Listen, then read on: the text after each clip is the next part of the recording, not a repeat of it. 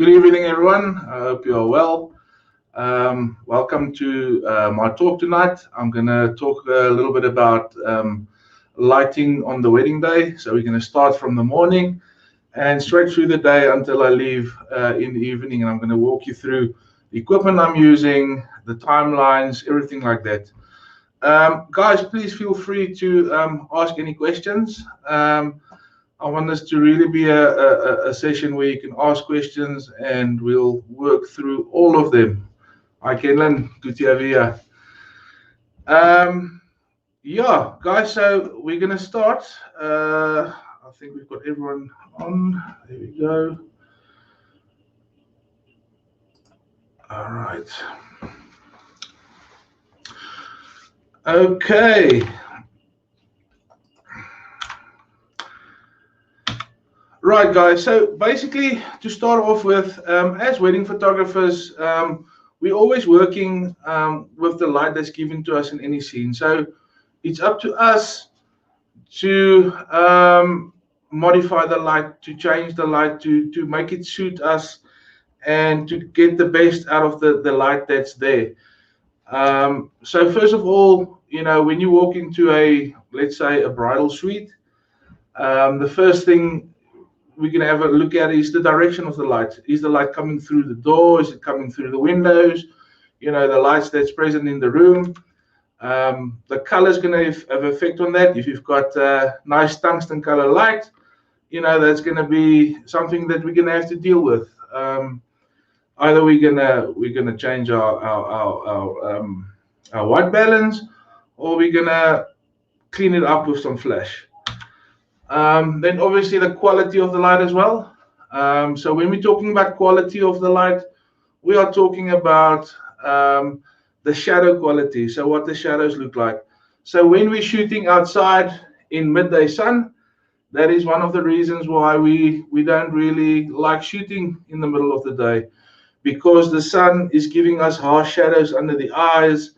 It's not a good look.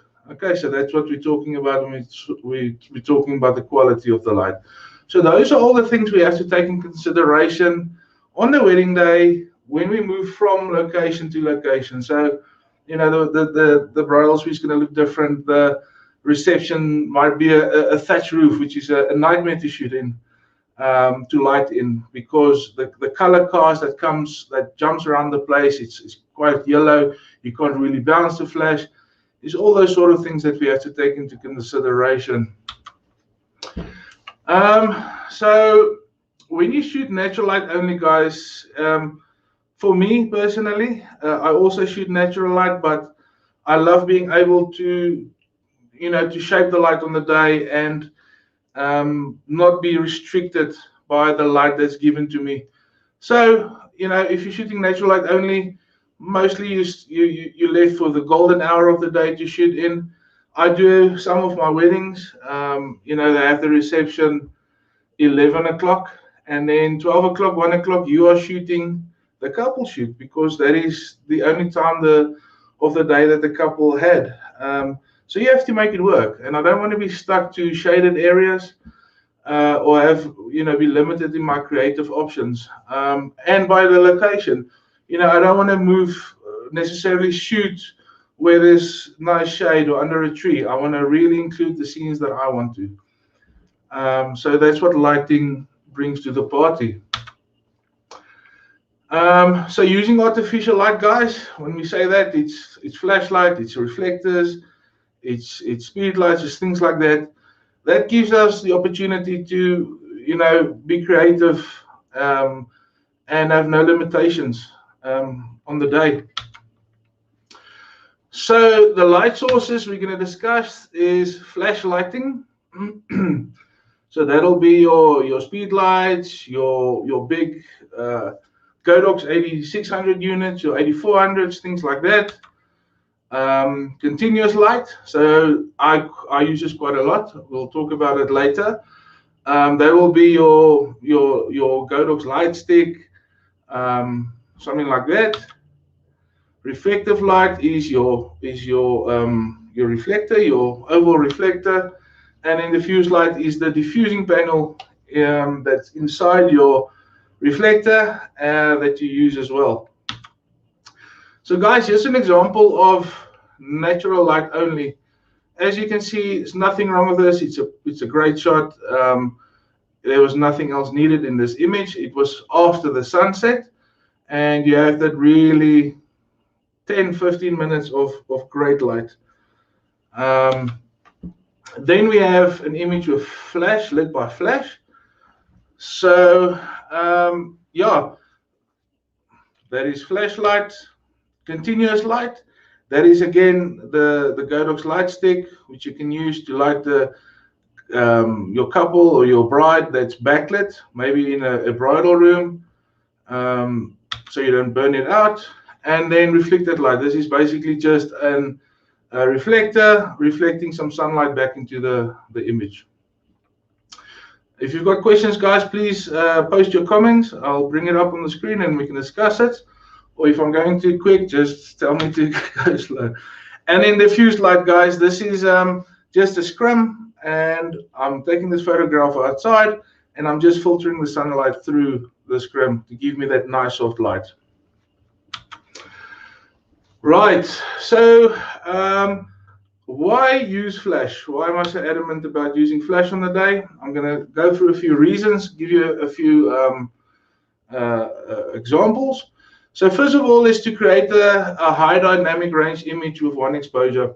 So guys, the human eye can see 20 to 24 stops, which means is that if I'm walking into a room, when I'm looking into the darkest corner of that room, I can see detail there. If I'm looking in the brightest side of the room, I can see detail there. So our eyes are able to see detail in in the dark and the highlights. But our camera's dynamic range isn't that much. It's 12 to 14 stops. So that's why when we've all taken that photo where someone's standing in a doorway and they backlit, and if you expose for them, you just completely blow out the background. It's a white background. Or if you expose for the background, we're shooting a silhouette. And that is the problem with our cameras. So to get a high dynamic range image, we are actually exposing for the background. So we're getting all that detail in the background. And then we're simply adding flash in the front to lift the exposure on our subject and bring them up to the same value. Carla, Carla's just asking, how do you like the reception when there's a thatched roof? I'm going to get to that a little bit later when we get to the reception part of the wedding.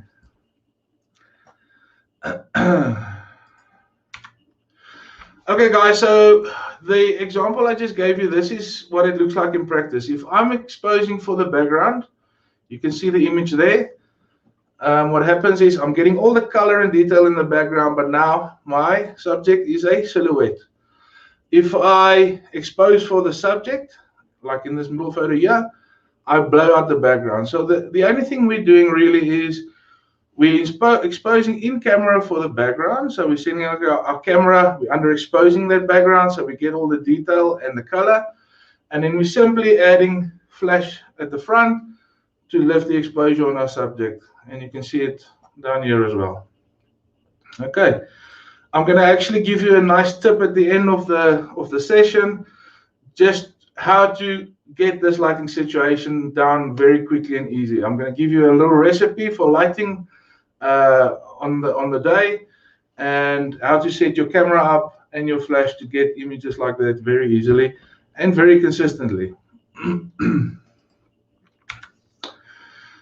Right, so natural light only image here, guys. Can you see what happens? They're quite well exposed, but look at the background. You know, it's completely blown out. That's again the limitation of the camera's dynamic range. So imagine your couple was getting married in the Seychelles. They paid all this money, and then you go and blow out the sea or the nice place. They might as well have got married at Loskopdam or something. Okay. So this is what we want to give them as well. There's nothing wrong with this image. I'll take this image as well and I'll give it to them. But this is what we want to do. We want to capture the detail. We want to show the location in the background. We want to show the color in the location, in the sky, stuff like that. Okay, so here we're just using flash and we are lifting that exposure on the couple while still underexposing at the back. Same there, guys. As you can see, it's a quite high dynamic range image accomplished with settings in your camera and flash. So as you can see, there's detail all across this image. Okay, nothing's blown out and nothing's too dark.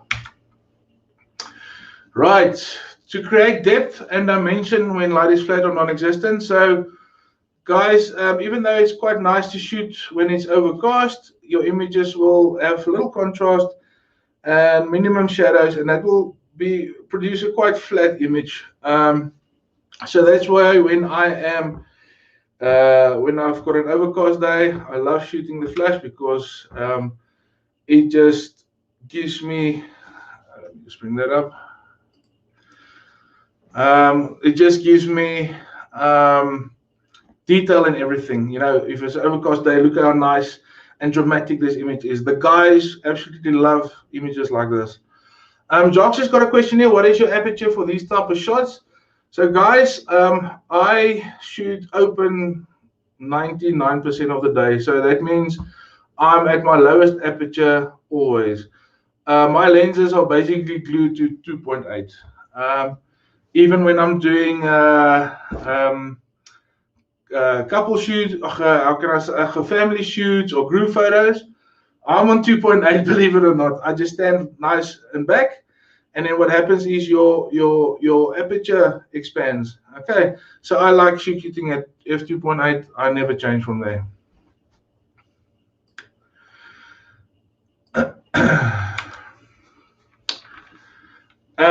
So guys, I'll talk about the night portraits a little bit later, but this is some of my favorite stuff to do on a wedding day, because you know your night images just transforms a location. The way it looked at in the day, it looks completely different at night. And again, we're using flash here to take a location, a very basic location. This is actually the entrance to the wedding venue, and by adding flash, we are just creating something great.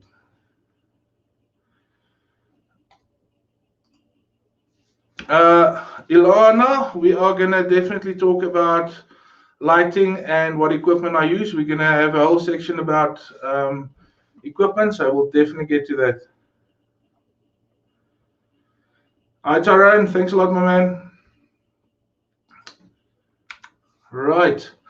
Okay. Third reason to use flash, guys, to create a commercial high fashion style. Your flash renders images with sharp, rich, dense colors and with a lot of detail. So you guys will see once you start using flash, your images will be a lot sharper. The colors will pop a lot more.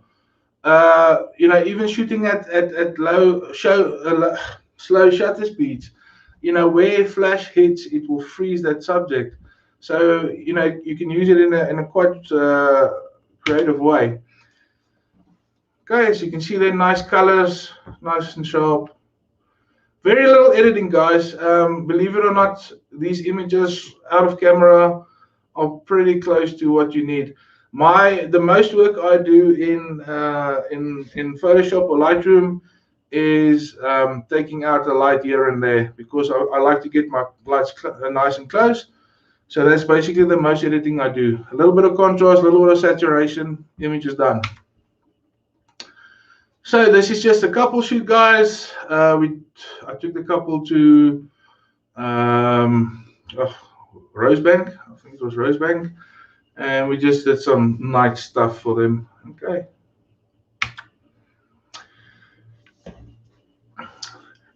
Carla, those aren't out of camera. They're pretty close, but they're not. They obviously had some work done.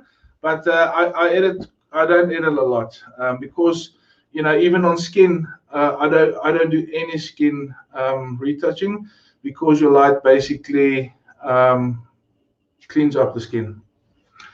Right, fourth reason, as a subtle fill light to soften the shadows. So almost any lighting situation can be improved by a kick of light. I like, even when I'm shooting natural light, guys, I've always got a little flash just popping in there, lifting those exposures on the face. That's my style. So even if I'm recreating natural light images, I'll just have a little bit of flash in there as well.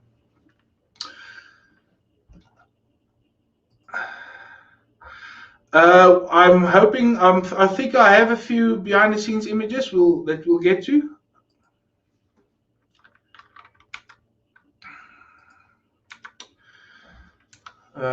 Yeah, so guys, even like this, you know, I haven't really killed the light here.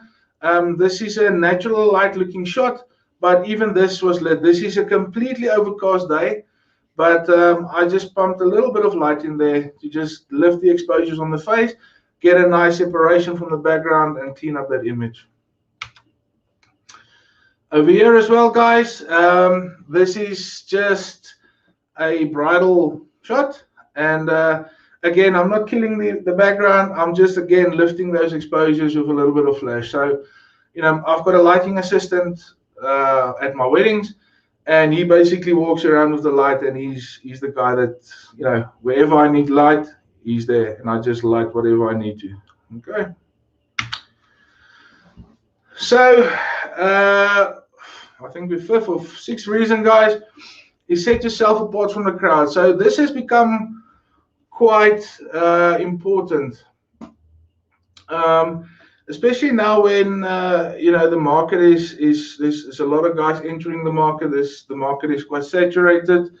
You have to find a way to set yourself apart, and you know, some of that will be to be more skilled than the rest. Okay, so it's not always just to be the creative guy, which is obviously the best, but also to be more skilled. So if you can sort out those problems on the day, those lighting problems, and you can create some good lit images, that's also setting yourself apart from the crowd. You know, the camera technology is just running away with things, and you know, I said to my wife the other day, I think I can put a camera and a light, you know, in auto in a guy's hands that's passed me on the street that doesn't know anything about cameras, and I think he'll be able to get a decent picture, because the improved camera technology, yeah, it's making life easier, but also you know, allowing the market to be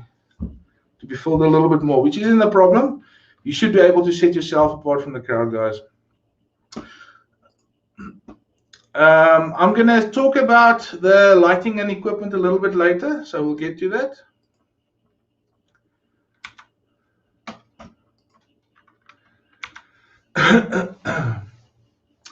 Okay, guys, just an image there. This is me shooting with a 7200 lens, just lighting.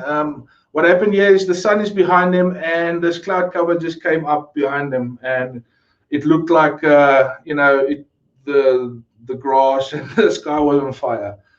It's still one of my favorite images.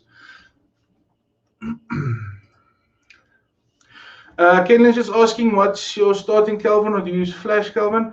So guys, I'm a pretty lazy guy on the day when it comes to Kelvin and things like that. I shoot everything from the morning till I leave the night. I shoot on 5600 Kelvin, because it's so easy for me, because I'm shooting raw.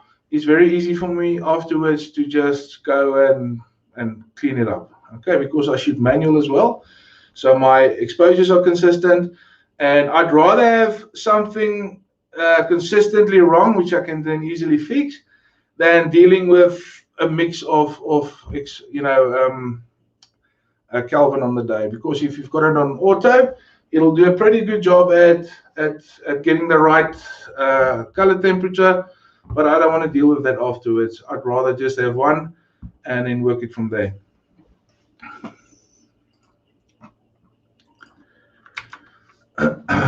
Okay, same there, guys. Late afternoon, again, just pumping in a little bit of light there. And then even for the couple shoot, guys, you know, I like doing these sort of things, getting the detail in the background, getting the couple to look their best and looking cool. All right. The seventh reason is to put the light where you want it, and this to me is a very important part, because you know, I don't want to be limited again by the lighting situation that exists when I get to a venue. So, as an example, this image here, this was an overcast, dark, rainy day. Okay, so there was no light coming through this window. But I had my assistant with the big softbox go outside, and I created natural looking sunlight coming through this window. Okay, because again, like I said, this was a dark, dreary day, and the bride really wanted. She actually showed me this image, well, an image close to this beforehand, and she really wanted a photo like this, and we just quickly recreated it. You know, the great thing about the GoDoc system, you know, the range you get on your flash and your trigger is amazing. So I was standing way back with my 7200 inside. My assistant was standing outside the room, and I was able to, to trigger the light, to set the power of the light, stuff like that. So yeah, this is what makes it possible, guys, and possible to be creative. If I didn't have my lighting with me, I wouldn't be able to give it this image. So yeah, that's important for me. There as well, guys. Again, the sunset is at the back of the bride, and I'm just putting some light in here from this side. And then, as an example, this is midday, almost midday portraits, guys. So I'll show you when I get to the timeline. I'll walk you through, but basically, I'm shooting the grooms at 12 o'clock, which is the worst time of the day. So I'm shooting the grooms, and using light, guys, and being able to put it where I want it allows me to do this. This image on the left-hand side, you can see it by the shadow. This is like 12 o'clock high. And I'm getting detail in the background. I'm getting detail in the clouds. It looks pretty cool. You know, this one is a little bit more dramatic. I've got one flash in there. If you look at the shadows, guys, that'll always tell you what the light looked like on the day. So this side of the tree, you can see where the sun was. The sun is actually coming from this side, up here. And I've just got my flash on this side, lighting in there. So this is a nice dramatic image. And then obviously the cool factor on the right, on the one on the right here. So flash gives you options, guys. This was a, I think this was a matric farewell. I don't know, that made it in here. We're talking about weddings. But anyway, again, pretty much middle of the day stuff. And I'm able to get detail in every part of the image. I'm not blowing out the background. Everything is well lit and colorful. And then the last part, guys, express your vision. So I'm always saying that if you don't know how to use artificial light, guys, like flash and reflectors and continuous light like that, it's like writing a song and only knowing half the notes. You know, you want to be able to create a masterpiece of a song. So you need both. You need to be proficient in your natural light as well as the flash stuff. And that allows you to get images like this, guys. You know, if you had, without the light, this is a very dark alleyway. And all I did here was I had an orange gel flash at the back, orange gel flash at the back, lighting up all the what do you call them, the pillars over here, adding some rim light to my client, and then I've got a continuous light, the GoDoc light stick, lighting from the front. Greg's asking, are you always using off-camera lighting? Guys, I'm always using off-camera lighting. I own speed lights, the on-camera speed lights. Mine is 3 years old and it's brand spanking new. So yeah, I'm always using off-camera light. Even when I'm shooting receptions, which I'll get to a little bit later, I'll tell you how I shoot that. Even that, when I'm walking around, I've got a certain system that I use, which is very easy. Thanks for the question, Craig. Guys, just before I forget, I wanted to say, we're at that point now where everything's starting back up. Business is back up. We're having to work on our skills again, on our portfolio. So please make sure to keep an eye on the GoDocs SA page. We've got so many talented guys, influencers, and ambassadors in the GoDocs brand, and they're doing all this for free. They're giving all this information away for free. So guys like Craig and Steve, and I don't want to name all those guys, make sure to keep an eye on this page. And yeah, great. Okay, another one, guys. So again, the sunset is at the back here, and I've got my assistant with a GoDoc C stand, just trying to not fall into the water and lighting that couple for me there. Right, so that was Flash, guys. We'll get to it a little bit later. We're just talking about the whys. So why scrims and reflectors? So I use my scrim and reflector basically for to block light. If I want to do a little bit of natural stuff, so say I'm photographing a bride under a tree where there's leaves. We've all taken that photo. That's quite unflattering, where you've got the dappled lighting. So at that point, I'll just have my assistant put that scrim or reflector over the client, and that will just clean up that light.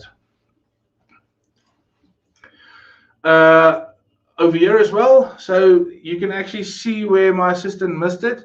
You can see that dappled light just on the dress there.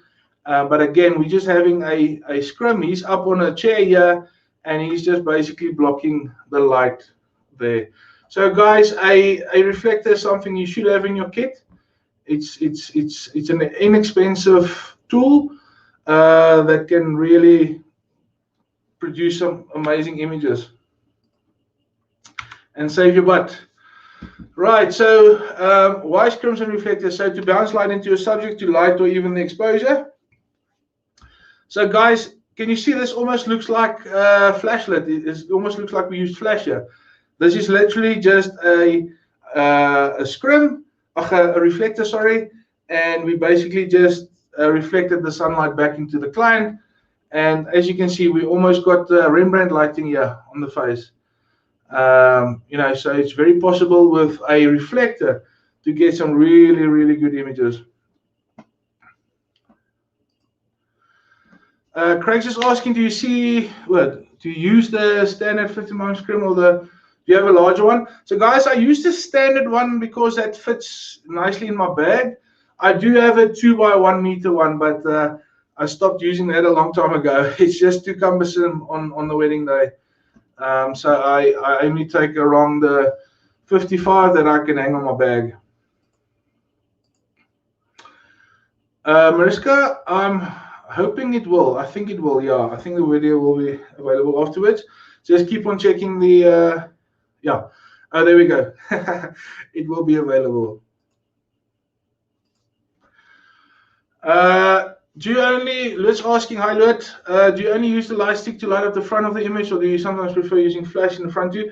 So guys, I use the GoDocs ice light, and I use it at the front. So I use it as my key light. So for the night images, I don't use flash. The thing is, your flash is way too overpowered. It's the end of the night. The couple is gatvol from me. I'm a little bit gatvol as well. So I don't want to now have issues with the flash trying to get that exposed properly. When it's a dark lit situation, I'll always go to the, when it's a portrait, I'll always go to the ice light, because that's just easier to control, it's easier to use, and what I see is what I get. Okay.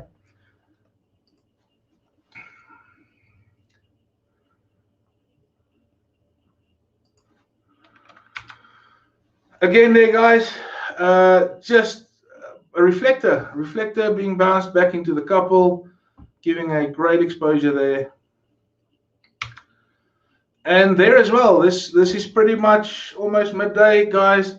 I've just got a reflector there. You can actually see Can you see where the sun is? It's almost right on top of her, and I'm just bouncing that reflector. I'm using a reflector to bounce that sunlight back into her face, clean up the exposure. Okay, so don't underestimate the greatness of your Godox reflector. Okay, to use so most of the, I know the Godox one have got the scrim in the side. That's that. I'm gonna Sherwin, I'm definitely gonna get to the reception part. So hang around. So guys, the scrim that's inside the reflector, you can take that out and you can actually use that to block the sun. So if you're shooting midday portraits and you don't have your flash of view or your flash isn't strong enough, you can literally just filter the sunlight through that and it'll give you a perfectly soft, well-lit exposure. Also, when I don't have my softbox with me and I quickly want to light something and get the light nice and soft, I actually just shoot it through the scrim. That works good as well. There as well, guys, middle of the day sun. The scrim is right above that couple over here, and I'm just filtering through that sunlight. Yeah, Craig, there you can actually see the big one.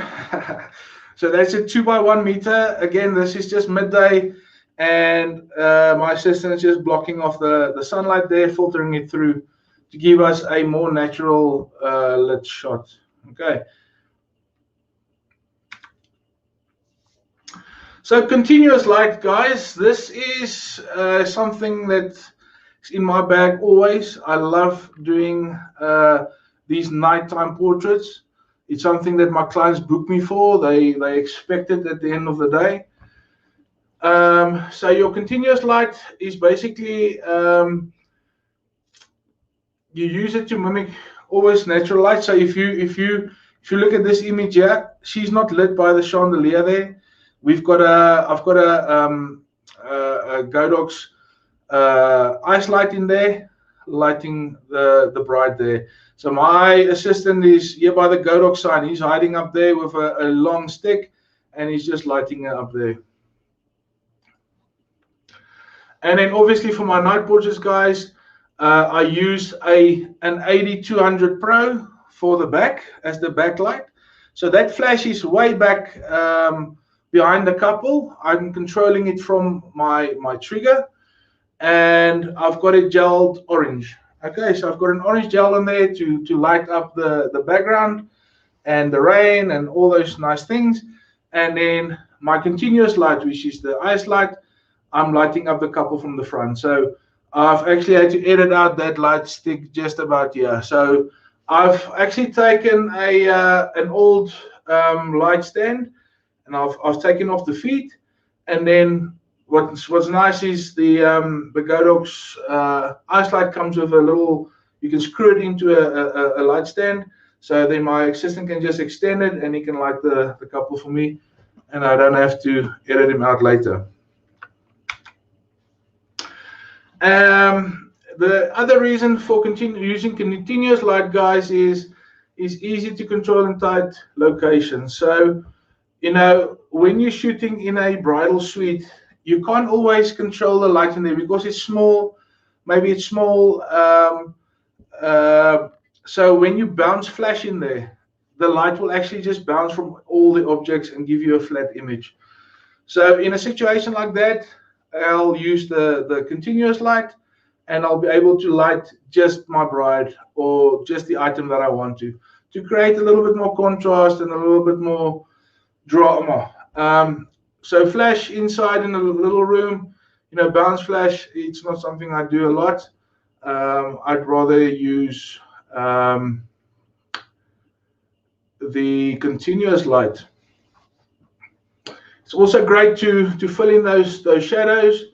So if I've got a bride backlit standing in a window, getting that nice soft image, I'll use the continuous light as well.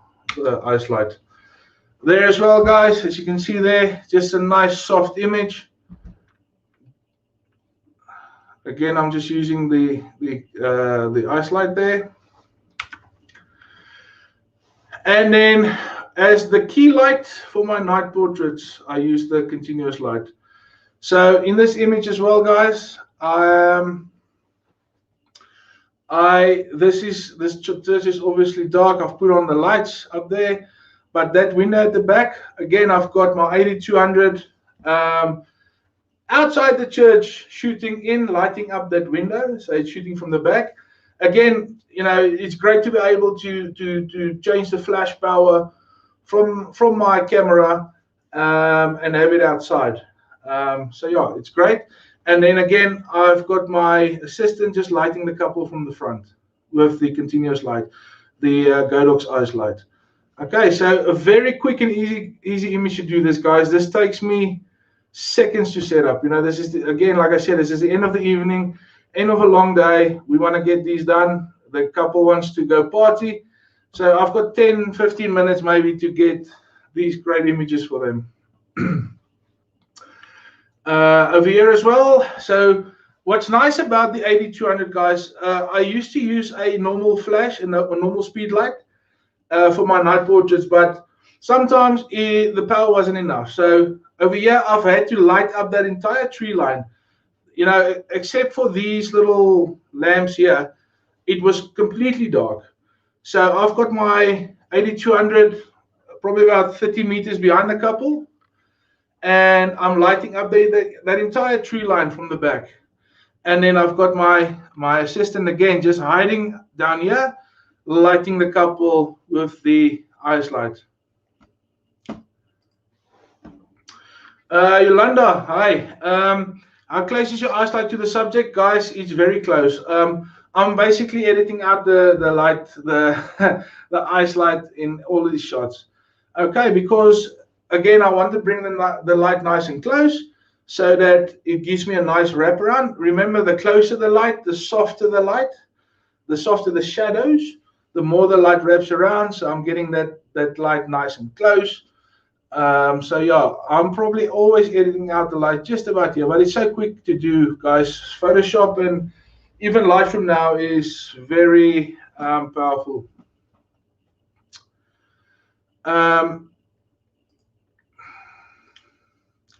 So Mariska, what power setting would that be? I'm assuming you're talking about the light at the back. For an image like this, probably about half power, because the 8200 is quite powerful. So with a speed light, I didn't think it'll be enough. You'll probably have to shoot it full power, but the 8200 was more than enough power here at half power. And then the ice light at the front, it depends, because I can immediately see the outcome of it. It's not like a flash that you have to set it. I can just ask my assistant to go a little bit harder or softer on the light.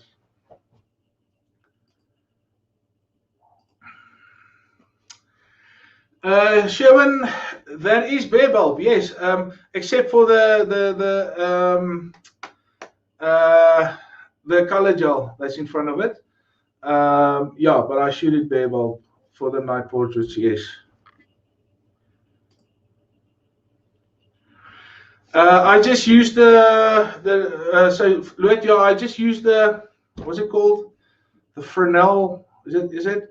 Just the normal one, the one that looks like a speed light, not the studio one. The nice thing about the 8200s, guys, is they come with a detachable attachment that you can, that's a bare bulb that you can actually use in softbox or something like that, which is pretty cool. But yeah, I just used the normal Fresnel head. Fresnel, yeah, that's it, German.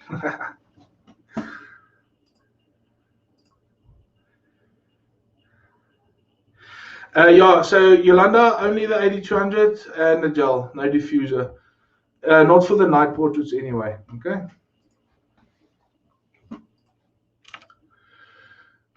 Okay, here we go. And there as well, guys, even in tight locations. So this is a very difficult location to work, just to give you an idea. this bride is standing right on the edge of that door, and there's nowhere else for my assistant to light. So he's just got that light stick poking out from the second floor out of a window, and he's lighting her up there. Okay, so this image again. So guys, my night portraits is basically a 8200 Pro from the back to light up the scene and light up the couple from the back, and then my ice light from the front. And then the nicest thing about the continuous light is what you see is what you get. So it gives you immediate feedback. So when I'm working quickly, I need to get the job done quickly. Like you can see here, I'm just lighting that cake from the side.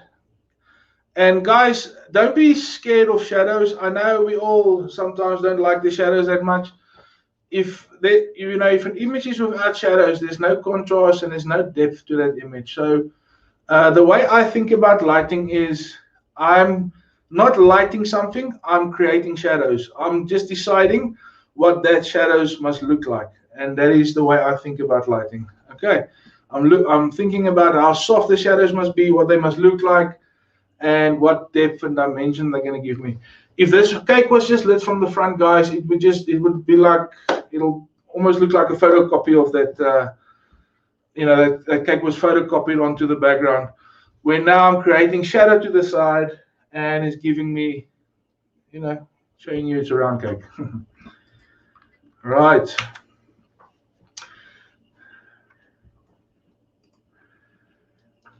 Yeah, Mariska, it's something that every wedding photographer should have in their bag, really. Ice light is amazing. Guys, I also use the continuous light to light the food at the wedding. Again, because I get that immediate feedback. I only use one light here, so I put the ice light just behind the food. Again, I'm creating shadows at the front of the food, so you can see depth in that image. Okay, so for me, it's important. I shoot quite nice venues, so it's important to to photograph that food, give it to the venue as well. They'll be really happy with me. So yeah. So guys, just to give you an idea what continuous light can do. So this is just an image to show you what's possible. So I took this off my watch, somewhere in my office, okay? And this is the setup. Look how easy the setup was. So these, I think they were called Loom Cubes. I had these quite a long time ago. And what I did was, guys, to get the color on the watch, I basically just bounced the light into these objects. So this is a speaker. So that orange gave me that. This was a case for my glasses, which was blue. I bounced that light into there, and then I just lit from the front. So this was the result, guys. Just that little small setup. But what makes it easy is that you immediately see the light as you move it around or shine it on something. So you see the effect of it. So to get this image was very quick and easy. Okay, by just doing something simple like that.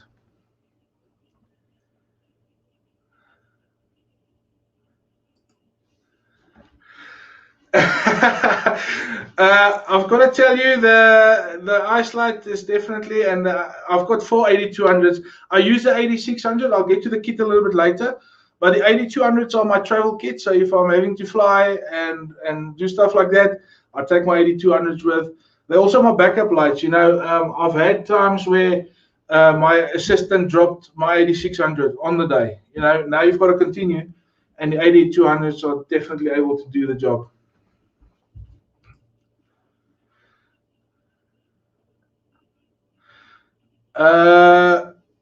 Kenlin, I'm going to get you the equipment now, but it's just if you go and search for Godox, I think it's just a Godox ice light. You'll find it on Godox SA's website.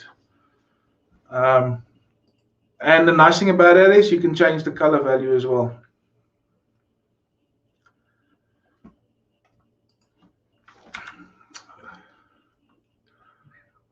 Right, let's talk about equipment, guys. Okay.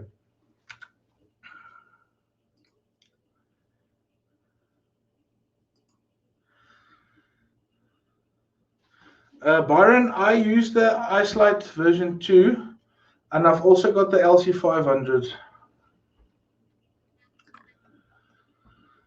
So guys, in terms of equipment for your, sorry, let me just,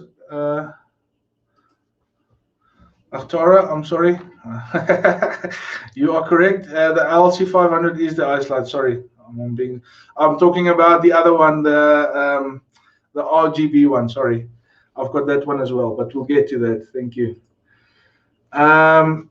If you were to shoot a speed light, which one would you use? So I have the Godox. I think it's the V2. It's the V2. Yeah, I've got the V2. So yeah, I do have a speed light, but I don't use it a lot. So guys, in terms of equipment for your wedding day, I would say keep your light equipment lightweight and compact and manageable.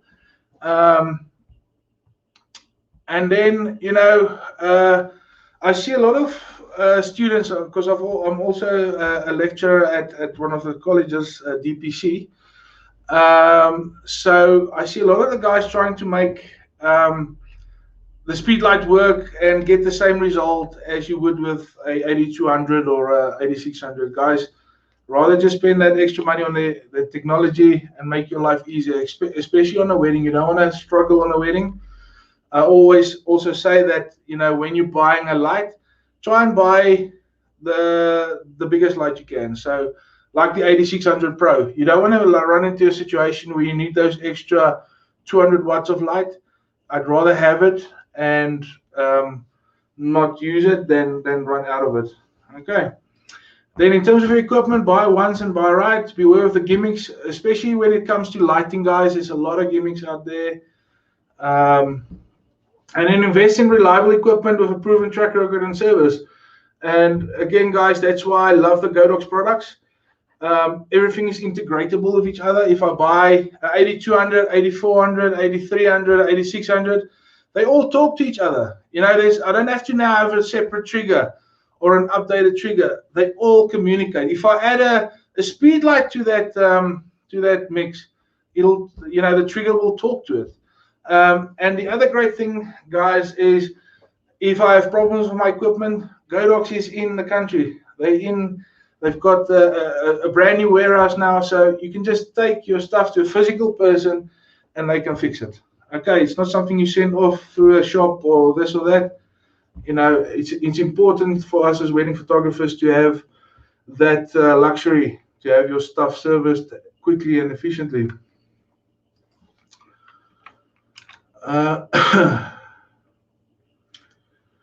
Right, so flash, guys. When you are buying flashes, make sure to invest in the units that has high-speed sync and TTL.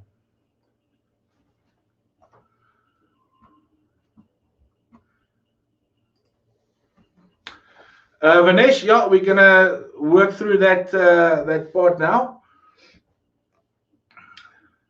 So Vanesh is just asking, if we're starting off with lighting, what kit would you recommend and which shaper? I would say, let me somewhat deal with it now. If you are just starting out with lighting, I would say the 8200 Pro is a very good starter kit. You know, it's got enough light so you can really make use of it. And then obviously I like the X Pro trigger. And then in terms of shapers, guys, I still regularly use umbrellas. I've got a white shoot-through umbrella, and I've got a silver bronze umbrella. Those two things are inexpensive and they work amazingly. Okay, so if you were starting out, I'd definitely look at the nice light stand. You can look at on the Godox website. They've got some really nice light stands there. And then I would get a white umbrella, and I'd get a silver bounce umbrella, and then the 8200 Pro. That's a great setup to start off with. And yeah, you can do basically everything with that. Okay, why the silver and the white umbrella? Guys, for the white shoot-through umbrella, when I'm shooting afternoon light, okay, so the sun's about to go down. If I'm using a big softbox and I'm shooting, it's going to create a really high contrast image. But what's also going to happen is when the light is really going down, it's actually going to throw a spotlight of light around a couple, which I'm going to have to edit out later. What's nice about your umbrella is it spreads the light nicely. It's not something I'd use when I need power, because when you shoot through a white umbrella, about 20% of that light bounces back the other way, which you lose. So I use the white umbrella if I want to blend the light nicely into the location, and then the silver bounce umbrella I use for midday images, stuff like that, if I really need to make use of all the power. So yeah, make sure to invest in units that have high-speed sync and TTL capabilities. All the Godox flashes has this already built in, which is amazing. So your high-speed sync, guys, that allows you to shoot at any sync speed. You're not limited to the native sync speed, which for most cameras is about 200 of a second. So that means I can shoot midday portraits at f1.2 if I wanted to. Okay, because I can crank the shutter speed up to 8,000 of a second, and I can still light the subject. TTL, very important. If I'm shooting the reception, I need that light to do the hard work for me. I need it to give me a general good exposure all the time. Okay, so that's why I'm investing into these lights. They've got to make that power calculation for me automatically and quickly. Let me just see. We've got a question here. Rusky, why is it like V1 is not famous then? I think that's more. I think we all like the newest stuff. So I think the V1, because it's the newest one and it looks a little bit different. I don't think it's, there's that much a difference. I can be wrong. I don't know Speedlights very well. But yeah, I think the V1 is just the newest version, if I'm correct. And there's a little bit more of the new technology built in. I don't think it's that much stronger.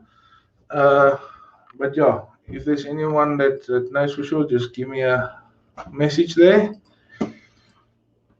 Then, guys, buy into a ecosystem where all your things talk to each other. I just discussed that now.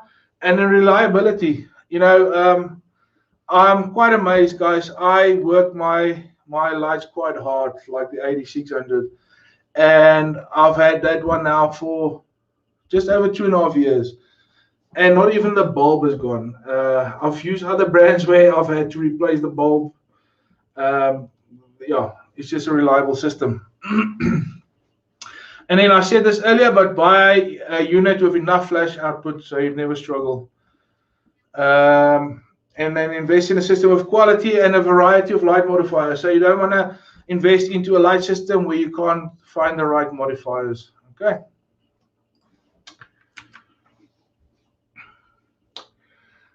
Right. So, Sherwin, I have the 8600 Pro, the newest one. I'd love to have that 80. I think it's is it a 1200 watt light? I think, yeah, that's amazing. But we'll get to that.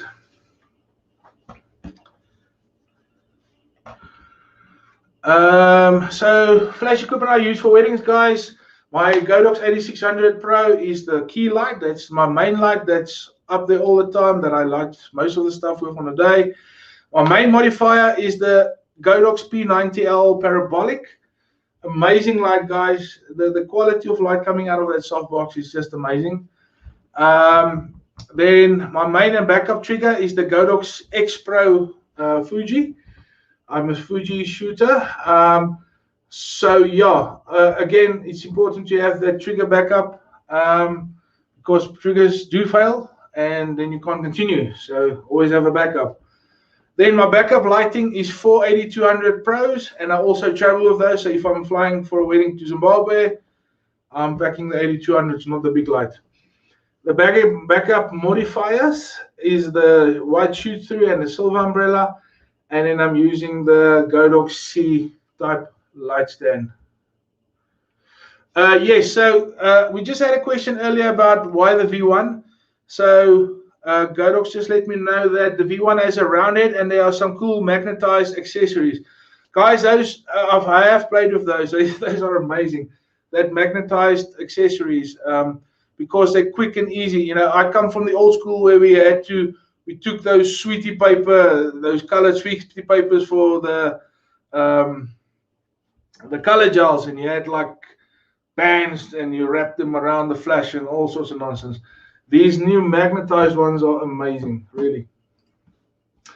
Okay, that's what my kit looks like, guys. 8200 Pros, the X Pro trigger, the nice big C stand, the umbrellas, the 8600 Pro, and the softbox. So that is my lighting equipment in terms of flashes.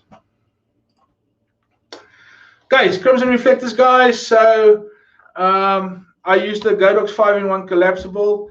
I think I said to Craig earlier, I used the 55. I actually used the 110.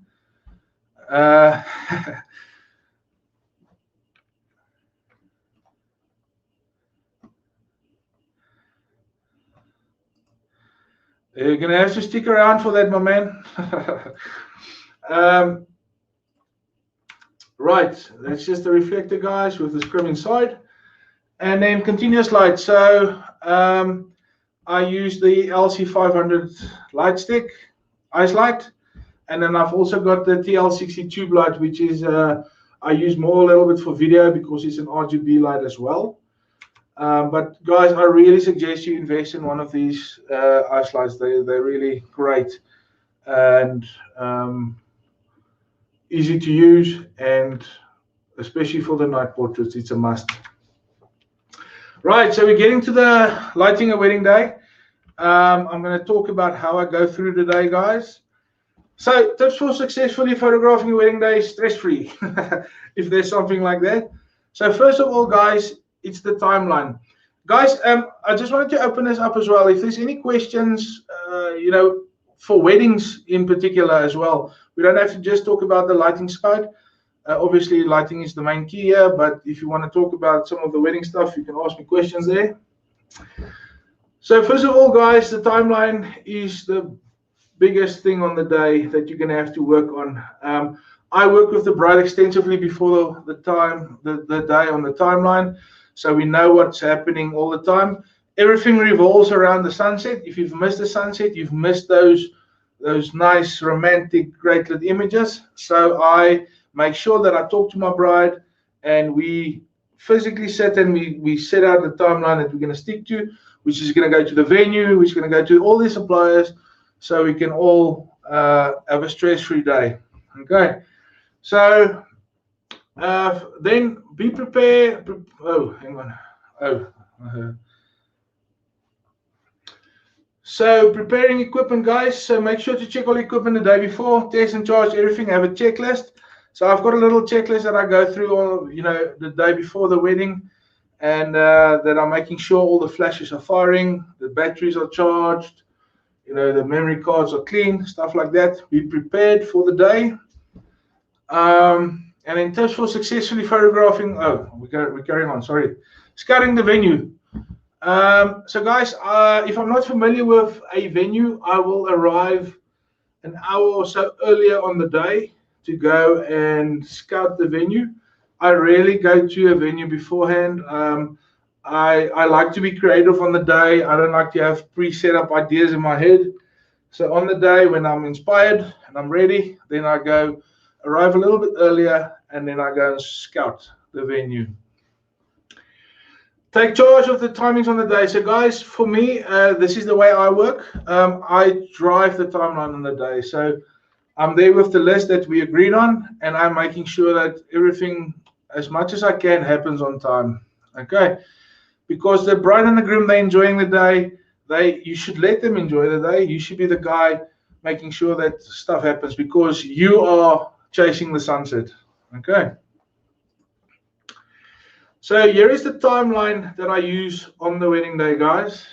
I'm just going to take myself. Oh no, I can't. Oh, no. The timeline for the wedding day. So this is with a sunset of approximately 6:30. So at 10 o'clock, myself and my team will arrive. I will then photograph the bride and groom details. So that'll be the rings, the garter, the perfumes, all those things. Okay. That'll take about 45 minutes. Then it's the groom and the groomsmen prep and the portrait shoot. So the groom and his groomsmen will get dressed. We'll finish their shoot. Then they can get undressed and go and relax, have a drink, whatever they want. Okay. Then I do the venue details. So I make sure the venue is ready, or a table is at least ready. Do the venue details. Then I leave about 2 hours for the bride and the bridesmaids prep shoot. So that'll be the bride getting dressed, the bride getting ready, getting the nice champagne shots, all those sort of things. Okay. Then the ceremony is about an hour, and then I always leave half an hour for the congratulations and cake cutting, because as the couple walks out, the family and the friends will keep them busy for some time. Okay. Then I like to finish the formal family portraits, guys. So I get my couple to write up a list, because I don't know the family. I don't know how far down the family tree they want to go. And I get them to make a list, which I then give to the master of ceremony, and he's calling out all these people so we can get the formal family photos done. Because not everyone stays till late in the evening. There might be a grandma or a granddad that's a little bit tired and they go home early. So I make sure that I get the formals done early in the day. Then I take the entourage with the groomsmen and the bridesmaids for about 20 minutes. And then it's the couple portraits. And then it's basically reception. And then about 9 o'clock, just before I leave, we take them for the night portraits, and then we depart. Okay. So we're looking at about a 11, 12-hour day. So, first of all, I'm going to go through the day, and I'm going to tell you how I light all these things, guys. So we're starting with the photograph of the bride and the groom details when I arrive at 10 o'clock. So I always ask the bride to have her and the groom stuff ready for me at one location, so I can do it all together. Then when I go to the groom, I'll take his stuff with, and we continue with the shoot. So I use two different lighting setups depending on the location. If I'm photographing inside, I use flash or continuous light that I will bounce or either shoot directly or use a continuous light. And the second is I go outside and I use the scrim to just filter through the sunlight to get a different look. So this is inside location, guys. This is flash or continuous light. Over here, I'm basically just bouncing. I choose a nice location, a nice looking location, and I've got my flash just either bouncing into the ceiling, giving me some nice light for the subject or for the items, or I use the continuous light to just light these items from the side. Okay, from up top of the side. So as you can see here, this was actually an Aurora. That's a rider at the back. So this is lit with flash. And these are all natural light, guys. This is outside. So when I take the stuff outside, I'm just using a scrim. Again, it's full sunlight, and I'm just filtering that sunlight through and giving me a nice look on the items. I take care of these things, guys. I spend money on it. It's important to them, so I take care to photograph that as well. Let me just see. No questions. Okay. Then, guys, from there, let me just see.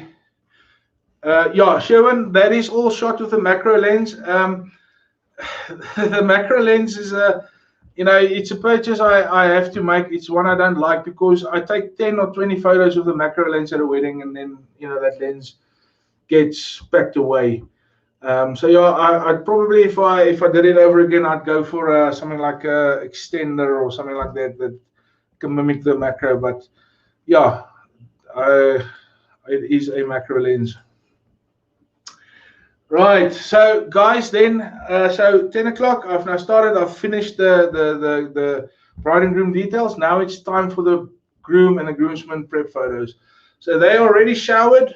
I'm arriving there. We're getting them dressed, and now we're going to shoot. Um, Again, guys, it's important to put as much care and attention into the groom photos as you would with the bride. You know, he's also part of the day. They also want cool photos, so I make time to definitely do the guys as well and take care of them. So in terms of location, guys, I don't photograph the groom inside ever anymore. Because it's early in the day, the guys like to be outside generally. So I always go and find a nice spot outside, so not in a room, and we do the groom prep there. We get him dressed there. So obviously he's not walking around naked. As he's coming out of the room, he's got his pants on, he's got his shirt on, and then we do all the other things. We go through the motion. Okay. So over here, I use flash. I use flash for this whole setup. Okay. Because we are outside, I need to overpower the sun. So here we go, guys. This is basically the images I get for the groom. I give every groomsman something to do. So one's doing the tie, one's helping with the cufflinks, stuff like that. I make sure to get the details, little details like the socks. I include the groomsmen in most of the photos, and then obviously I get some cool ones with the groom. And you know, this is just a prep side, getting the details. This groom of mine had his initials on his cuffs, so you know, making sure you get all those small things. Then we're done with the prep side of the grooms, and now it's time for the portraits. I make sure to get some great images of my groom. Guys, it's important for me to win the groom and the groom and the groomsmen over early in the day, because you know most of the you know, every meeting I go to with when the bride and groom is there, the groom's like, I hate photos, I hate it. But once you show them a photo like this, they are invested in you, they're excited about it. And once you get to the couple shoot and the groom is actually excited, that bride thinks you're a magician. Because this guy that hated photos, now he's excited about it. Okay, so obviously I take care to get some nice photos of the groom and the groomsmen. Guys, just 1 second. I just got a message from Godox here. Yeah, there we go. And then again, I take care to photograph the groom with his groomsmen. Okay, so I do some cool setups. I make them all look nice and cool. Involve all of them. Get some portraits alone with the groom, stuff like that. Again, guys, this is one light setup. This is my 8600 with the P90L softbox, and that is what I use for all these images. Okay, I don't use 2 or 3 light setups. The sun is always my backlight, so I've got them positioned with their backs to the sun. The sun's doing most of the work for me there, and then I am lighting them from the front with that 8600. George, thank you, my man. Nice to see you. Right, that's the groom done, guys. Now they're getting undressed. They can go and have a beer, and I'll see them at the church. So what follows next, guys, is the venue details. So again, the venue knows to have the stuff ready by a certain time. Not all of them do, but they do try. So basically, the lighting that I use for the reception and the venue details is again bounce flash. So when I'm inside, we'll talk about the thatch roof when I get to reception, but this is just about the venue details. When no one's there, it's all done. I need to now photograph, the tables and stuff like that. So if I can bounce, guys, I'll bounce the lights. So that means I'm just pointing my flash to the ceiling, if it's a white ceiling, and I'm literally just bouncing it, and it's filling the entire room. Okay, that is the lighting I use most of the time when I'm inside a reception. If it's a thatch roof, white bounce, the white shoot through umbrella, guys. That is the best you're gonna be able to do. So because you can't bounce, I just use the wide sheath umbrella, and I'm just throwing the light into the scene. Okay.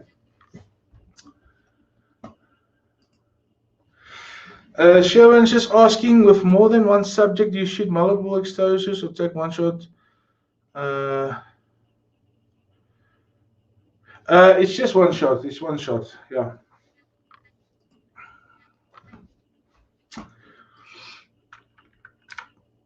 Yeah. So like I said there, if I can't bounce the light, I use the wide shoot-through umbrella.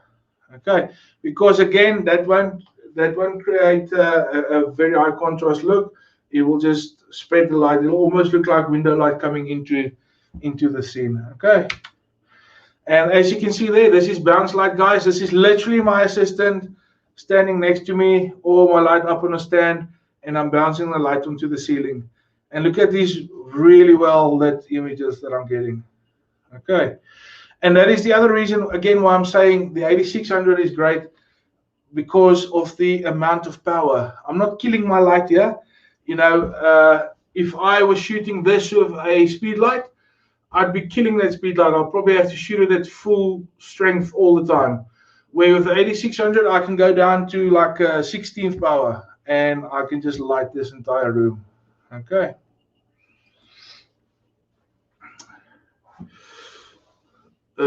Was that now? Yeah, that was the, yeah. So guys, photograph the bride and bridesmaid prep and portrait. So now we're done with the venue. I'm moving to the bride and the bridesmaid. Okay.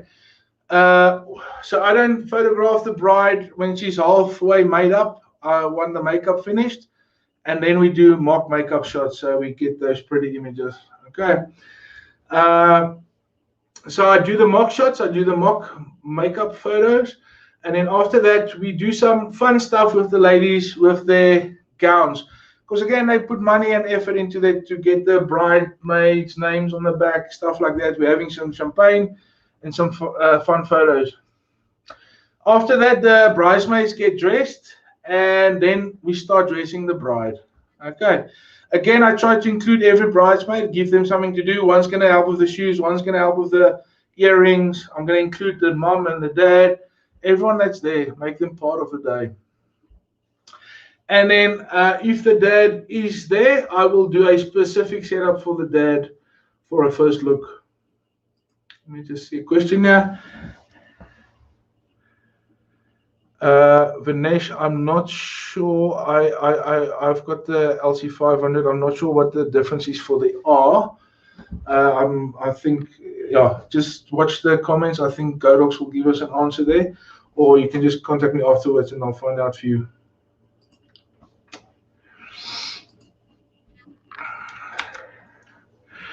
And then also I'll make time for some family photo portraits before this church service with mom and dad and brother and sisters there. And then guys, if there is a nice private location for the oh my gosh. Hi Brett. Great to see you here. Now I'm stressed, man. Yes. Oh guys, Brett Florence just jumped on. So yeah, guys, in terms of the if I find a nice location for the bride that's nice and private, I also like to do her dressing part outside. Again, I don't like shooting inside places, so I'll actually look for somewhere outside. Right, so these are just makeup images used with flash, guys. Inside and outside, as you can see, there's a variety. These are all outside makeup shots, these ones here, and then these are obviously just inside. Okay, so if I can do it outside, I will. I love shooting outside. These are some of the fun photos in the gowns, guys. Yeah, just having some fun, having some champagne in their gowns, stuff like that. And then we are at the getting ready. So if I'm shooting inside or inside, I'll use the ice light again. and then the outside stuff is all flash. As you can see, it's a pretty big mix. It all depends on what the location looks like, guys. If it's a nice big room, and I'll shoot inside. Otherwise, I'll try and find an outside location. And then this is just the dad reveal, guys. Again, I've got my flash just bouncing. Over here, I set it up. So what I do is, guys, I get the bride all dressed. I get dad to stand there facing with his back, and then the bride will stand there with the bouquet all dressed up, and I'll ask dad to turn around, and you get some really amazing moments. After that, we will do the bridesmaids portraits. So again, I'll do some group shots with the bridesmaids. Again, guys, lighting with the Godox 8600. Some of these I did use some natural light, and again, even this one here, guys, is lit with flash. And then again, some bridal portraits just for her. Okay.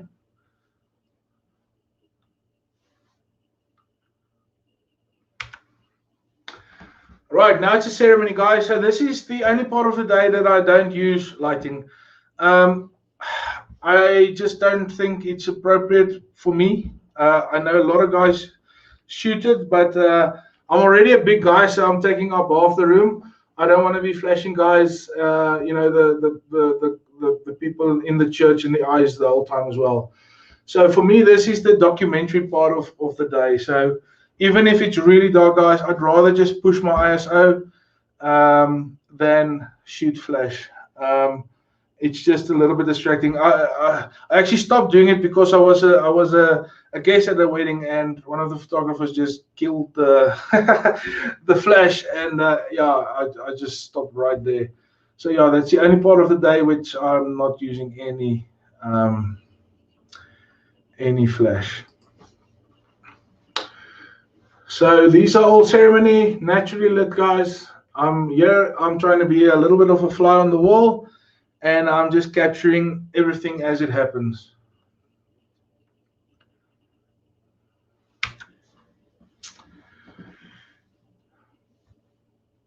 Right, so now the ceremony is done. The couple is outside.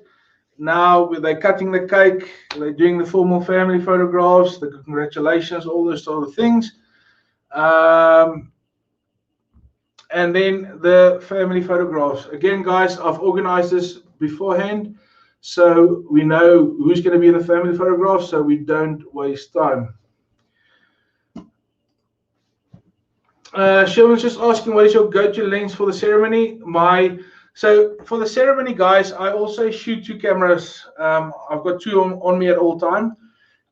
Because stuff like the first kiss and the ring, if your camera fails at that point, and I promise you it's happened to me before, I need to have the other camera on me so I can continue shooting. Okay, so on the one body I've got a 2470, and on the other body I've got a 7200. Okay, so that gives me all the range I need for anything that's happening. Because again, you know, it's a situation which is out of your control. You've just got to shoot what's happening, and you don't want to be caught out, okay, by having the long lens length and stuff happening, and your camera is breaking, or it falls or whatever.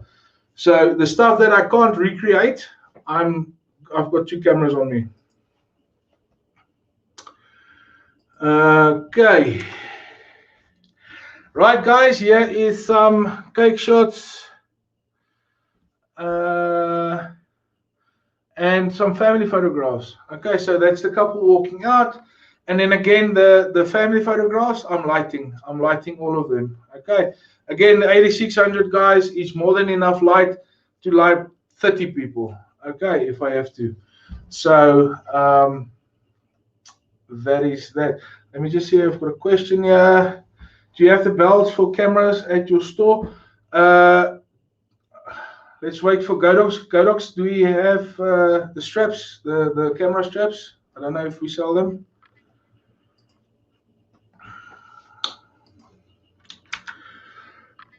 Okay, guys, now the entourage shoot. So we're now done. We've cut the cake. We've had the family photographs. Now we're gonna go to the shoot with the groomsmen and the bridesmaids. So guys, I'll pretty much play off the energy of the group dynamic because I've already put in the work with the guys in the morning. They're all up for the shoot. You know, it's a lot of fun. So I'll just work with the dynamic there. I'll always start off with something easy like a walking shot. You know, it's being photographed is a very unnatural thing. So if you get them to just start walking, you know, the ice sort of breaks and you can continue.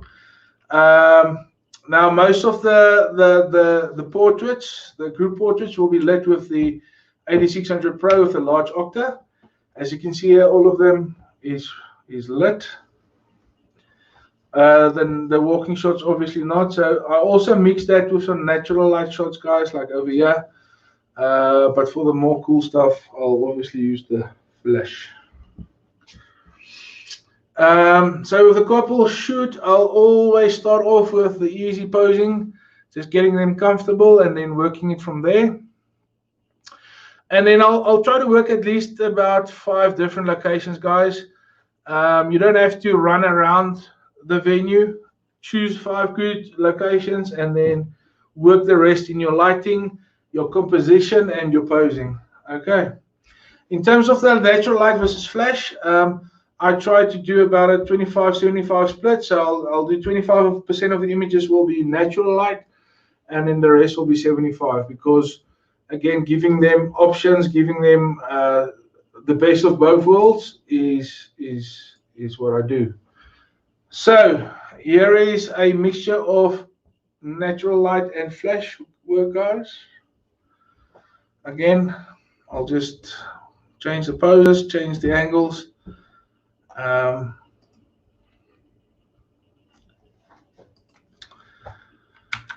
And over here as well. So again, a mixture of the natural light and flash.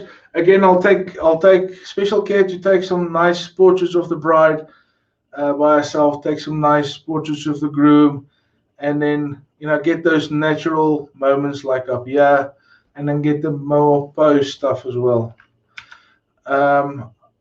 Just some more work here, guys.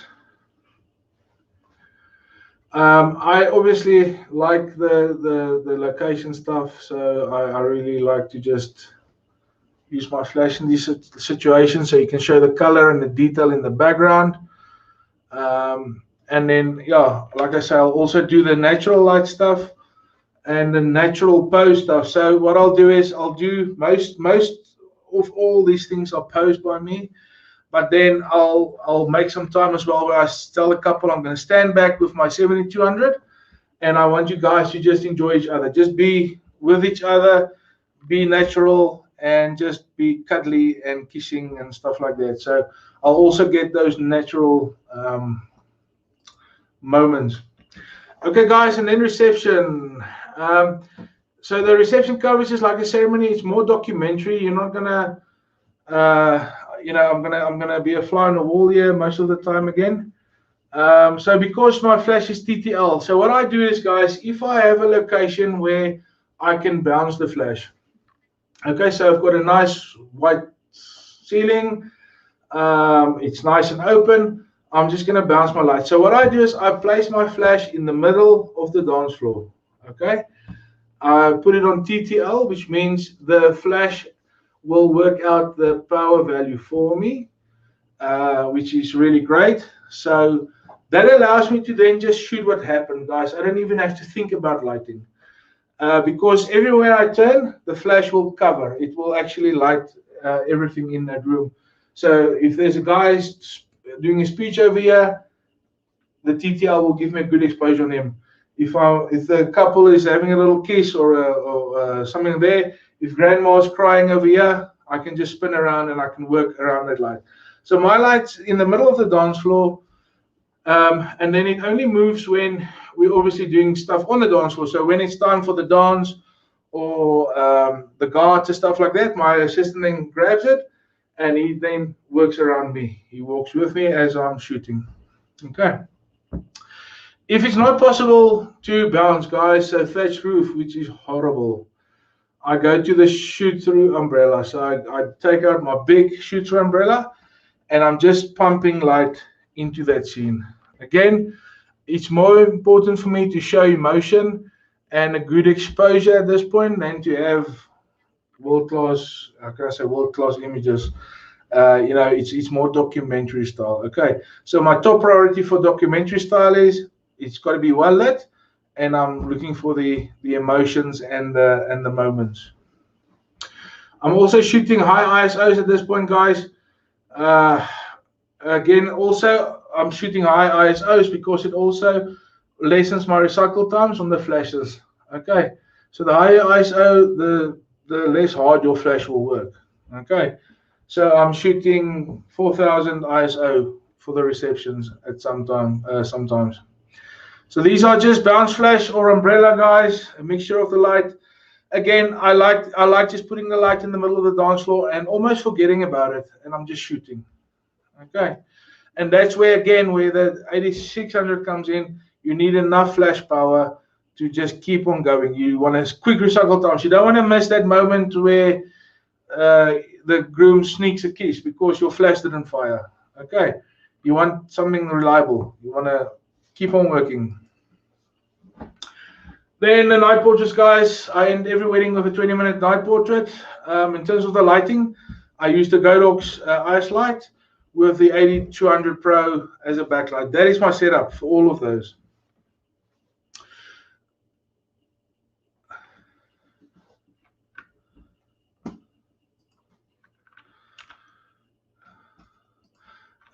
Brett, yes. So yeah, guys, my shutter is a little bit slower than normal here. So I'll probably shoot at yeah. Again, it depends on the lens.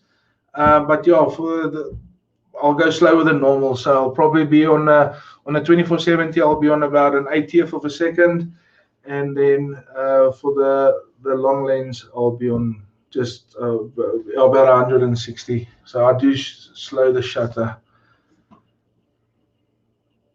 Again, guys, the reason why I'm doing that is the slower the shutter, the more light is allowed into the camera, and it gives the background that little bit more natural lit looking lighting, and then obviously lifting the ISO.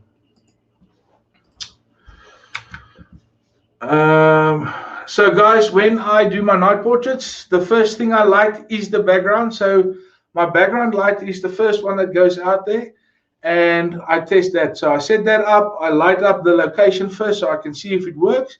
Only then do I bring the couple into the scene with the ice light, and then I light them. Okay, so here's some of the night portraits, guys. Again, with all of them, I light up the background first. I use the 8200 Pro with an orange gel and light up the background. If I see the background works, then I bring in the couple, and I've literally got my assistant with the ice light just lighting the couple. And that power depending on what my eyes see. If it's a little bit overexposed, I just tell him to take the power down a bit or bring it up a bit. Let me just see. We've got a question here from Yolanda. When you get a chance, lighting setup for sparklers, evening, early evening, and late evening. Yolanda, so this again, this ties in with Brett's question. A slower shutter speed here is your friend. So the sparklers get time to get onto the sensor. So and then coupled with flash, guys, because again, like I said earlier, flash freezes. So even if you have a little bit of movement because your shutter is slow, if you then just pop a little bit of flash in there and just freeze the couple, if they in between the sparklers, that'll work. So slow shutter and then coupled with flash is my go-to there. It's basically the same setup for if you want to do the star trail with the couple. You need a slow shutter speed, but then you need flash to just freeze the subject, the couple.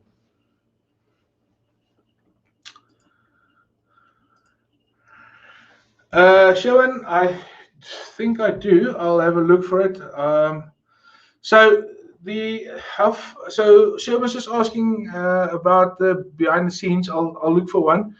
If I don't bring one up now, guys, I'll make sure to post a few on the GoDocs SA page tomorrow. Then you can have a look there. Maybe I'll do a behind the scenes day where I'll just post all my behind the scenes stuff. So have a look there, okay?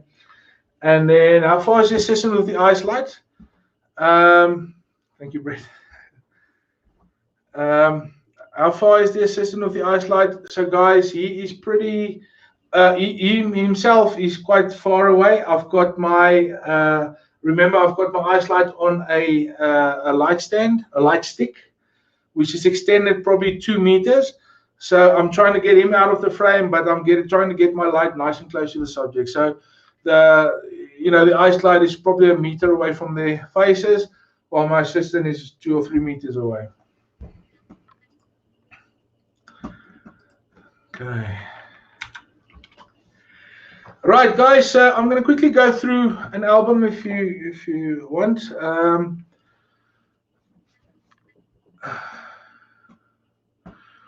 I'm going to just quickly putting it all together in an album. So I'm going to show you the entire wedding from start to finish in an album format, just so you can see how it all flows together.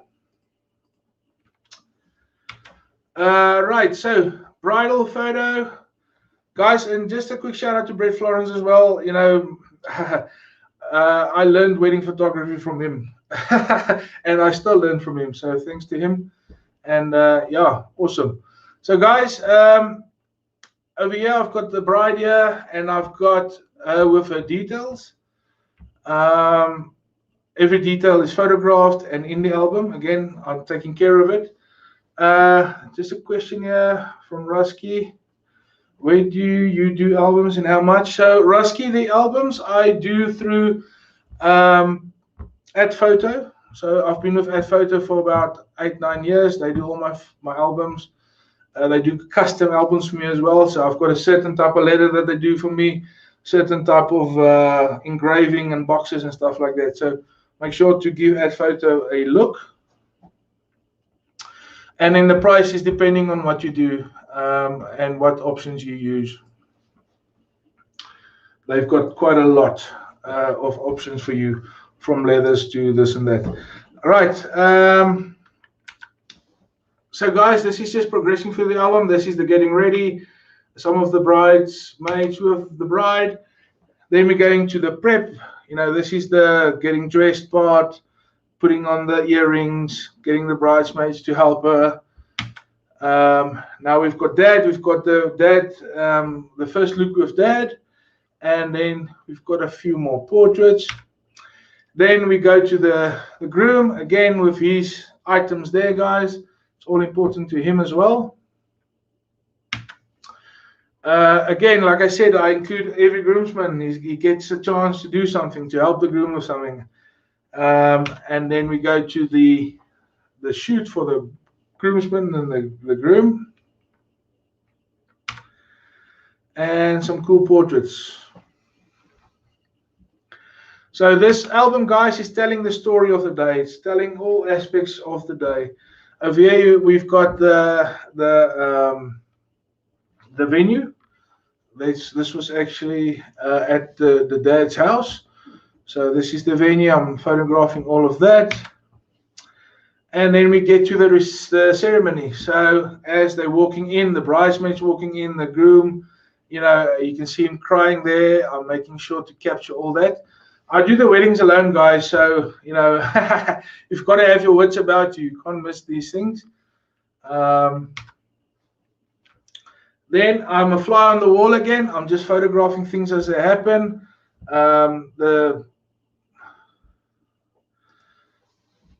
George is just asking, what software do I use to design my albums?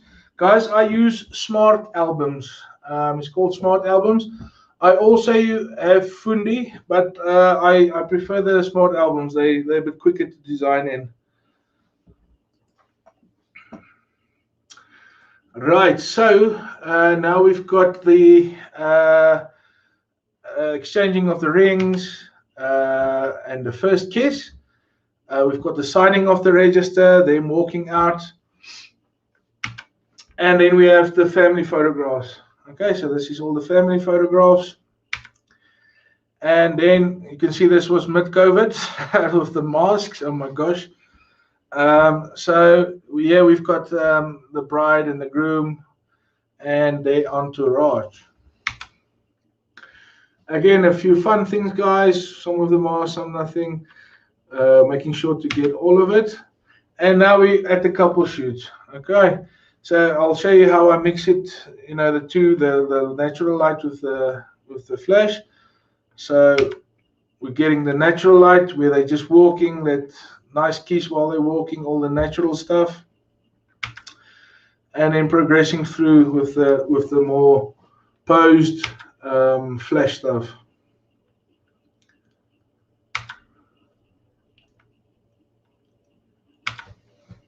And then again, yeah, natural light, guys.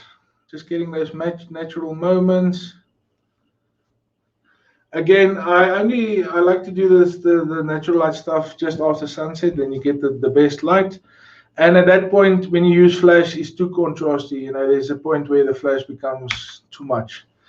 And then we progress to the reception. And again, we are fly on the wall here, guys. We're just photographing everything as it happens. The guard to the bouquet.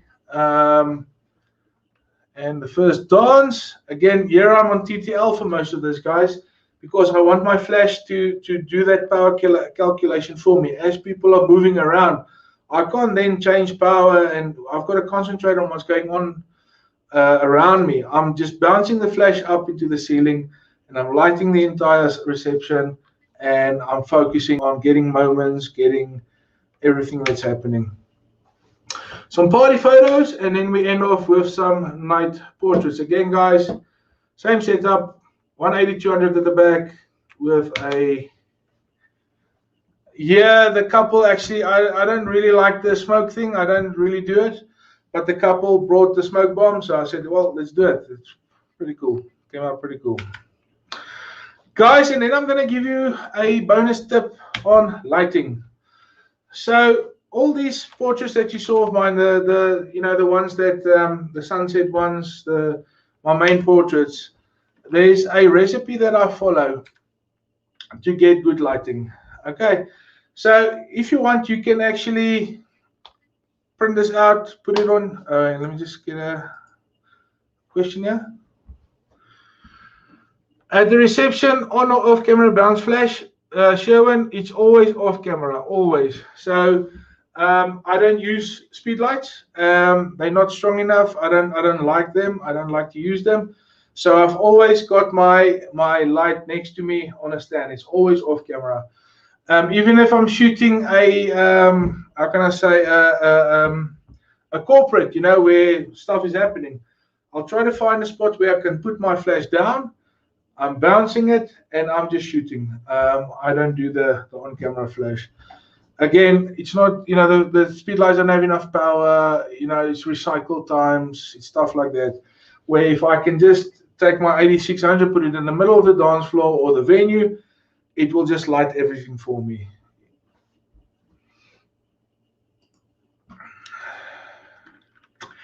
Right, guys, so when you want to light something at sunset, you've got your lights set up. Let me just put another question here, sorry.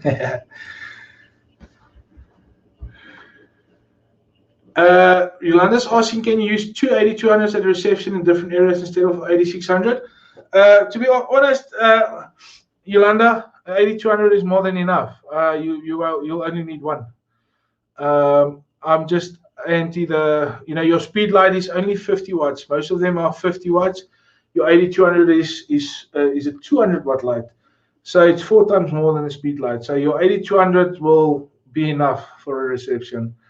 But yeah, you can obviously put them in different areas, but I've never had to do that. The 8200 is enough power. Especially if you push your ISO a little bit anyway. Even if I'm shooting the 8600, guys, I'm shooting 3200 and up ISO. Right, so guys, for lighting, yeah, you know, you only needed one, but it's good to have a backup. You don't want to be caught without one. So it's always good to have a light backup. um, so guys, balancing the flash of ambient exposure. So now we've got a sunset situation here. We want that nicely lit. We want that detail in the background. We want the color in the background. We want a nicely lit subject. So first you're going to turn off your flash. Okay, so you are only focused on the background. So you're going to set your camera to manual. Okay, so that'll mean you have control over the ISO, the aperture, and the shutter.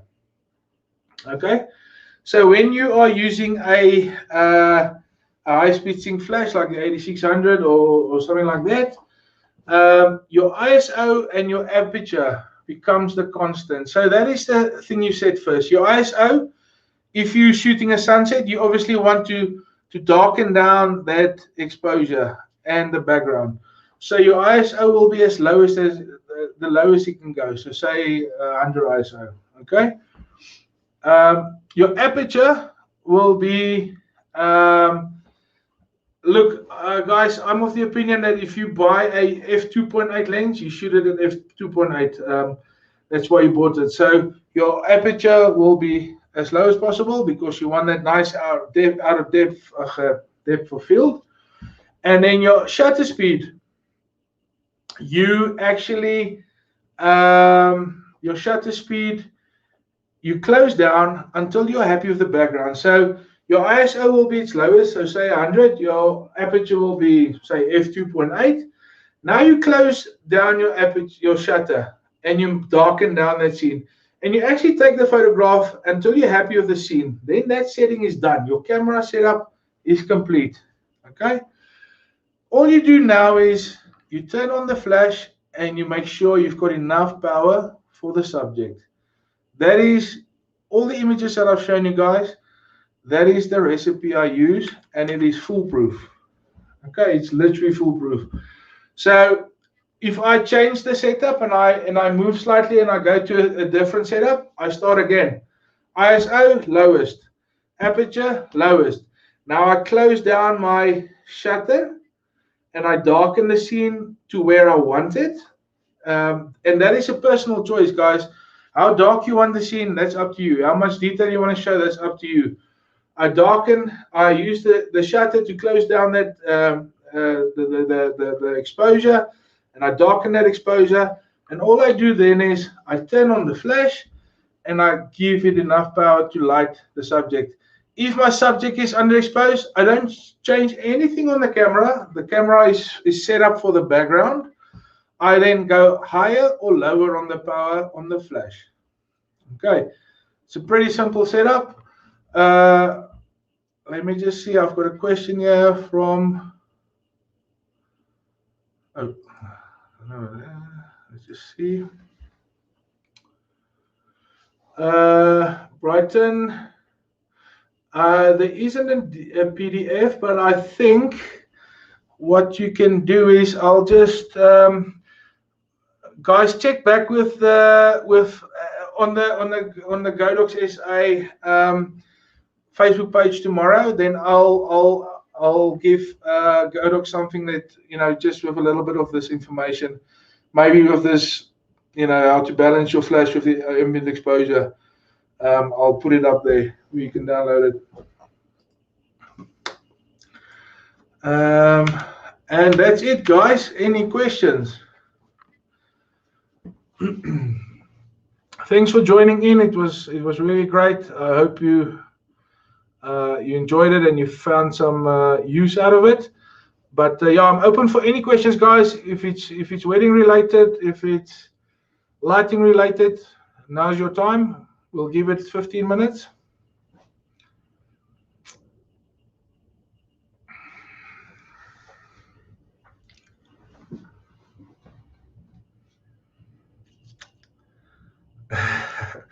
Thanks, Brett.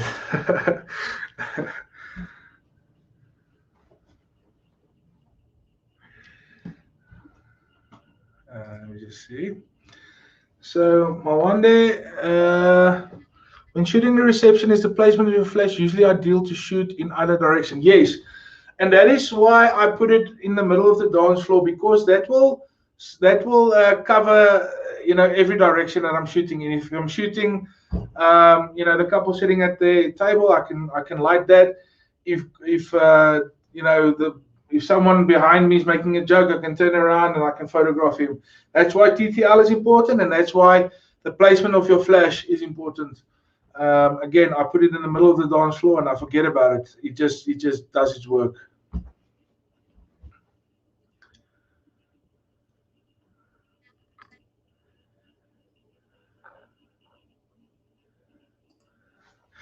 Yushin, is there times where you use your 8200 on full power? Absolutely.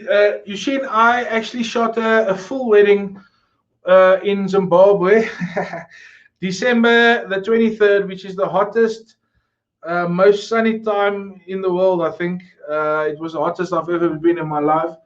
And I shot and obviously I didn't fly my 8200 over, and my 8600 over. I had my two 8200s, and they worked full power the entire day.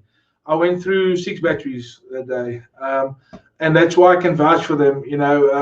That was probably one of the harshest, warmest days I shot under in my life, and I was fully expecting one of them to just blow. And yeah, they just kept on going. So the 8200s I can vouch for. And yeah, if you are trying to do what you will be able to do with 8600, you're probably going to be shooting them full power. So if I'm doing middle of the day portraits, I'm shooting it full power.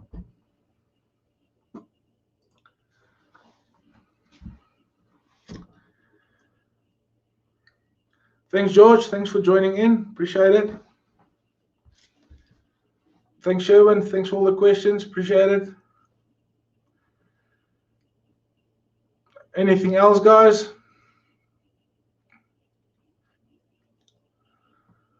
Thanks, Yolanda. I hope you're enjoying those 8200s.